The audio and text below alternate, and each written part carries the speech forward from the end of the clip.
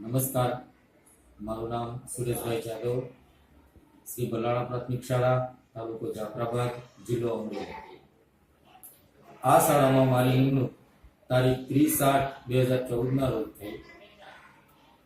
શાળાનું સંચાલન એક સહભાગી નેતૃત્વથી થાય એવો વિચાર આવ્યો અને આ વિચારને અનુરૂપ સર્વ શિક્ષક મિત્રો, એસએમસીના સભ્યો અને મેં શાળામાં જુદી જુદી સમિતિઓની રચના કરી. આજે શાળાનું સંચાલન આ સમિતિઓ મારફત જ થાય છે. જે તે કાર્યની સંપૂર્ણ જવાબદારી જે તે સમિતિને સોંપેલી. તો હવે આગળ આપણે જે શાળાની સમિતિઓ છે એ એક સમિતિની અંદર 2 શિક્ષકો કન્વીનર તરીકે કામ કરે છે, સાથે 7 થી 8 બાળકો છે એના સભ્યો છે. એના શું કાર્યો છે તે આપણે હવે સમિતિઓ વાઇઝ જોઈએ.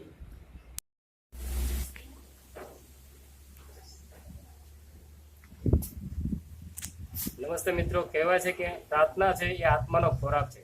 આ અમારી પ્રાર્થના સભા છે જેનું સંચાલન બેન શ્રી હેતલબેન, હું, સુરેશ અને સંજયભાઈ તથા અમારી આખી સમિતિ જે પ્રાર્થના સમિતિ છે એના દ્વારા કરવામાં આવે છે. પ્રાર્થના સભામાં ભજન, ધૂન, સુવિચાર, જોડકણા અને અભિનય ગીત રજૂ કરવામાં આવે છે. તેમજ દર શનિવારે બાળ સભાનું આયોજન પણ અમે કરીએ છીએ. શાળાની સફાઈ સમિતિમાં મારી શાળાના શિક્ષકો શ્રી રાજુભાઈ ભોળા અને શ્રી સંજયભાઈ સોસા અને આ બધા સફાઈ સમિતિના સભ્યો કામગીરી કરે છે. એની કામગીરી વિશે અમારી શાળાના શિક્ષક શ્રી રાજુભાઈ ભોળા જણાવશે. નમસ્કાર મિત્રો, મારે સાથી સહાયક ભાઈ શ્રી સોસાભાઈ સંજય તેમજ મારી સફાઈ સમિતિના સભ્યો દ્વારા અમારી શાળામાં દરરોજ રેગ્યુલર સ્કૂલ શરૂઆત સમય પહેલા અને રેગ્યુલર નિયંત્રણે શાળાની સફાઈ થઈ રહી છે અને તેના ફળ સ્વરૂપે અમારા સ્ટાફ, અમારા સભ્યો અને બાળકો બલાણા સ્કૂલના વિદ્યાર્થીઓ દ્વારા એનું ફળ સ્વરૂપે અમને 2016-17નો શાળા સ્વચ્છતાનો એવોર્ડ મળેલો છે.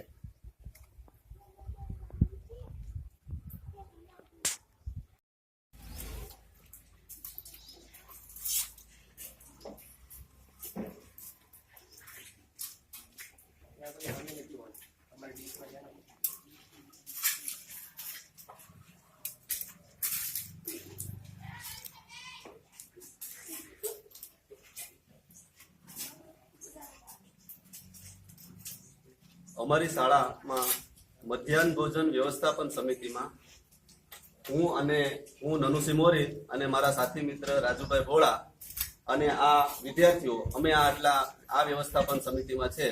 અમારી શાળામાં દરરોજ મધ્યાહન ભોજન અંદર નિયમિત ગુણવત્તાવાળું ભોજન આપવામાં આવે છે બાળકોને, અને રોજ બાળકો હાથ ધોઈ અને આવી રીતે હાર બંધ રીતે અમારી શાળામાં જમે છે. હું સુરેશ બરોડિયા અને મારા સાથી મિત્ર આચાર્ય નિલેશભાઈ અને શાળા પુસ્તકાલય સમિતિના અમારા સભ્યો છે.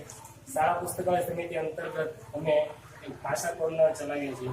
આ ભાષા કોર્નરમાં દરરોજ અલગ અલગ પુસ્તકો, ભાષાના પુસ્તકો મૂકવામાં આવે છે જે વિદ્યાર્થી મિત્રો છે વિશેષ દરમિયાન અને ફ્રી સમયમાં વાંચે છે.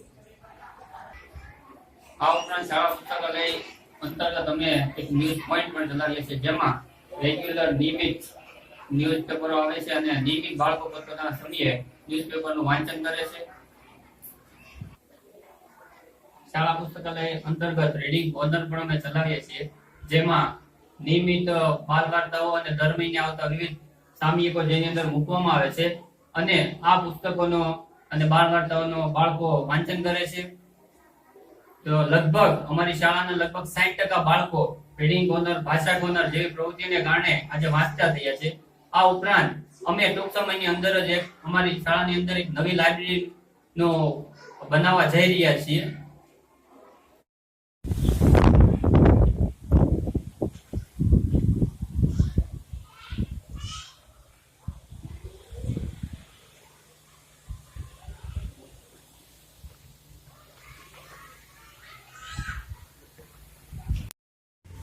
હું ચાવડા મહેશ અને મારા સાથી મિત્ર શ્રી સંજયભાઈ સોસા આ અમારી ઇકો ક્લબ અને પાણી સમિતિના સભ્યો છે. અમારી શાળામાં આશરે 250 જેટલા વૃક્ષો આવેલા છે, જેની નિયમિત સાર સંભાળ અને પાણીનું સિંચન અમારી ટીમ દ્વારા કરવામાં આવે છે. મિત્રો, શાળા સંચાલન માટે સહભાગી નેતૃત્વ તરીકે આપણે જે જુદી જુદી સમિતિઓ જોઈ એ ઉપરાંત પણ હજી શાળામાં પરીક્ષા આયોજન, આરોગ્ય સમિતિ, સાંસ્કૃતિક કાર્યક્રમ, ગણિત વિજ્ઞાન મંડળ તેમજ રમતગમત સમિતિઓ કામ કરે. આ મારી સમિતિને અને શાળાને જે સહભાગી નેતૃત્વ પૂરી પાડવાની મારી પૂરી ટીમ છે. શાળાની વિશેષતા એ છે કે દરેક શિક્ષકો છે તે એક ડ્રેસ કોડથી સજ્જ છે.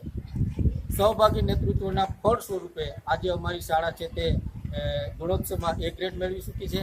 તેમજ આ વર્ષનો જે સ્વચ્છતા એવોર્ડ પણ અમારી શાળાને પ્રાપ્ત થયેલ છે. આભાર.